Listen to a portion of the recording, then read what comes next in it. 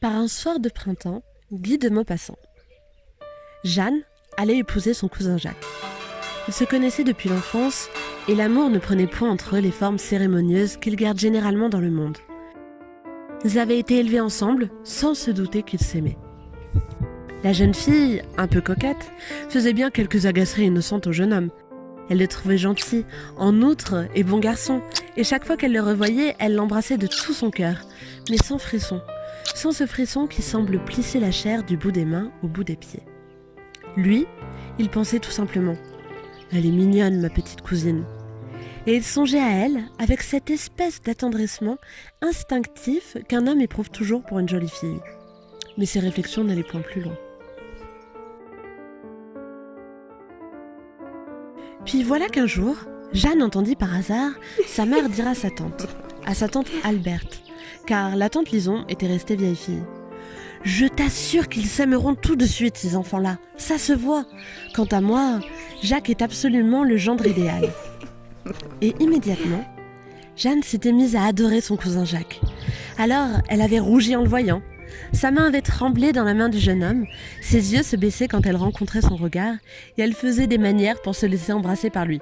Si bien qu'il s'était aperçu de tout cela. Il avait compris, et dans un élan où se trouvait autant de vanité satisfaite que d'affection véritable, il avait saisi à plein bras sa cousine en lui soufflant dans l'oreille « Je t'aime, je t'aime ». À partir de ce jour, ça n'avait été que roucoulement, galanterie, un déploiement de toutes les façons amoureuses que leur intimité passée rendait sans gêne et sans embarras.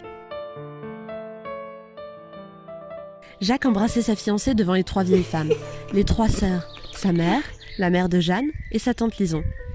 Il se promenait avec elle, seuls tous deux, des jours entiers dans les bois, le long de la petite rivière, à travers les prairies humides où l'herbe était criblée de fleurs des champs. Et ils attendaient le moment fixé pour leur union, sans impatience trop vive, mais enveloppés, roulés dans une tendresse délicieuse, savourant le charme exquis des insignifiantes caresses, des doigts pressés, des regards passionnés, si longs que les âmes semblaient se mêler. Et vaguement tourmentés par le désir encore indécis des grandes étreintes, sentant comme des inquiétudes à leurs lèvres qui s'appelaient, semblaient se guetter, s'attendre, se promettre.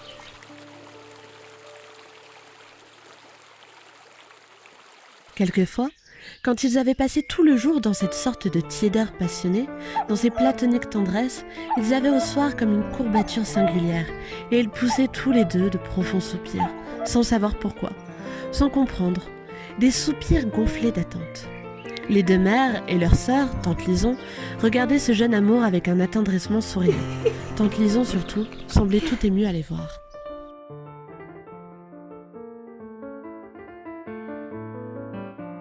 C'était une petite femme qui parlait peu, s'effaçait toujours, ne faisait point de bruit, apparaissait seulement aux heures des repas, remontait ensuite dans sa chambre où elle restait enfermée sans cesse. Elle avait un air bon et vieillot, un œil doux et triste, et ne comptait presque pas dans la famille. C'était quelque chose comme une ombre, ou un objet familier. Un meuble vivant qu'on a l'habitude de voir chaque jour, mais dont on ne s'occupe jamais.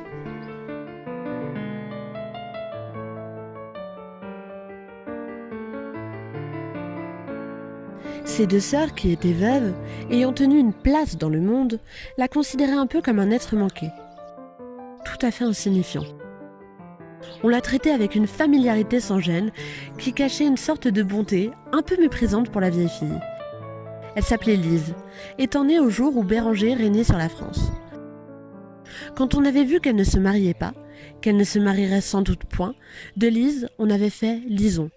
Aujourd'hui, elle était tante Lison, une humble vieille propette, affreusement timide, même avec les siens, qui l'aimait d'une affection participant de l'habitude, de la compassion et d'une indifférence bienveillante.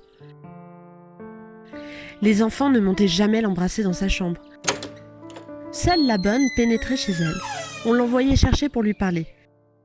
C'était à peine si on savait où était située cette chambre. Cette chambre où s'écoulait solitairement toute cette pauvre vie. Elle ne tenait point de place. Quand elle n'était pas là, on ne parlait jamais d'elle. On ne songeait jamais à elle. C'était un de ces êtres effacés qui demeurent inconnus même à leurs proches, comme inexplorés, et dont la mort ne fait ni trou ni vide dans une maison. Un de ces êtres qui ne savent entrer ni dans l'existence, ni dans les habitudes, ni dans l'amour de ceux qui vivent à côté d'eux.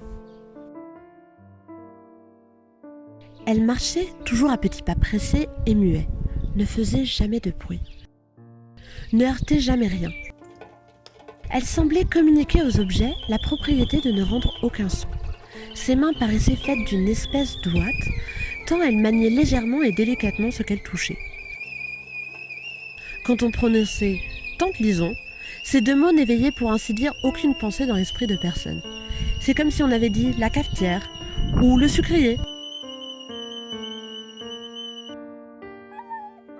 La chienne Lout possédait certainement une personnalité beaucoup plus marquée. On s'en occupait bien davantage. On la câlinait sans cesse. On l'appelait « ma chère Lout »,« ma belle Lout »,« ma petite Lout ». On la pleurerait infiniment plus. Le mariage des deux cousins devait avoir lieu à la fin du mois de mai. Les jeunes gens vivaient les yeux dans les yeux, les mains dans les mains, la pensée dans la pensée, le cœur dans le cœur.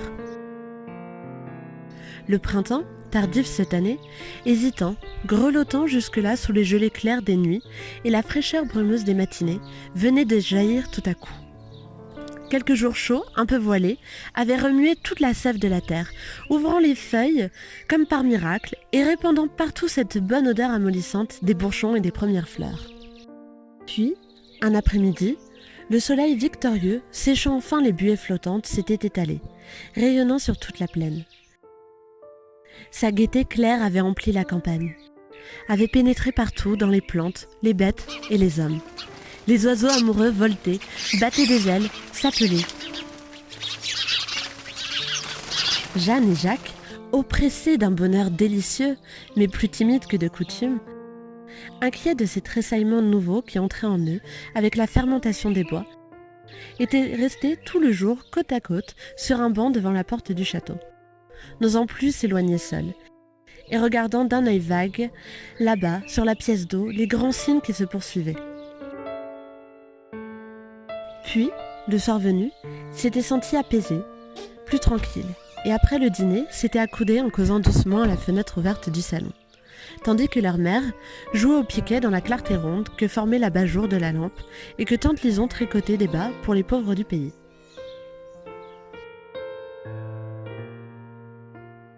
Une haute futaie s'étendait au loin derrière l'étang, et dans le feuillage encore menu des grands arbres, la lune tout à coup s'était montrée. Elle avait peu à peu monté à travers les branches qui se dessinaient sur son orbe et gravissaient le ciel au milieu des étoiles qu'elle effaçait. Elle s'était mise à verser sur le monde cette lueur mélancolique où flottent des blancheurs et des rêves, si chers aux attendris, aux poètes et aux amoureux. Les jeunes gens l'avaient regardée d'abord, puis tout imprégnés par la douceur tendre de la nuit, par cet éclairement vaporeux des gazons et des massifs, ils étaient sortis à pas lents et ils se promenaient sur la grande pelouse blanche jusqu'à la pièce d'eau qui brillait. Lorsqu'elles eurent terminé les 4 parties de piquet de tous les soirs, les deux mères, s'endormant peu à peu, eurent envie de se coucher. « Il faut appeler les enfants, dit l'une. » L'autre, d'un coup d'œil, parcourut l'horizon pâle où 2 ombres erraient doucement. « Laisse-les donc, reprit-elle, il fait si bon dehors. Lison va les attendre, n'est-ce pas, Lison ?» La vieille fille releva les yeux inquiets et répondit de sa voix timide. « Certainement, je les attendrai. » Et les 2 sœurs gagnèrent leur lit. Alors, tante Lison, à son tour, se leva, et laissant sur le bras du fauteuil l'ouvrage commencé, sa laine et la grande aiguille, elle vint s'accouder à la fenêtre et contempla la nuit charmante. Les 2 amoureux allaient sans fin à travers le gazon, de l'étang jusqu'au perron, du perron jusqu'à l'étang. Ils se serraient les doigts et ne parlaient plus, comme sortis d'eux-mêmes, mêlés à la poésie visible qui s'exhalait de la terre. Jeanne, tout à coup, aperçut dans le cadre de la fenêtre la silhouette de la vieille fille que dessinait la clarté de la lampe. « Tiens, dit-elle, tante Lison qui nous regarde. » Jacques leva la tête. « Oui, reprit-il, tante Lison nous regarde. » Et ils continuèrent à rêver, à marcher lentement, à s'aimer. Mais la rosée couvrait l'herbe et ils eurent un petit frisson de fraîcheur. « Rentrons maintenant, dit-elle. » Et ils revinrent. Lorsqu'ils pénétrèrent dans le salon, Tante Lisson s'était remise à tricoter.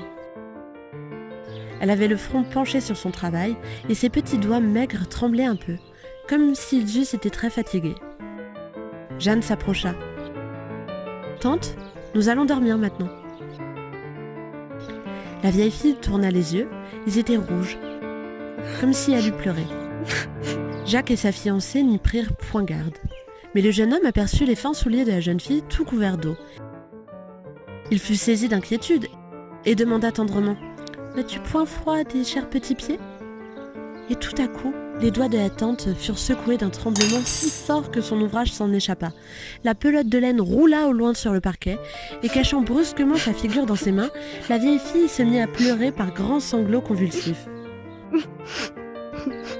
Les deux enfants s'élancèrent vers elle.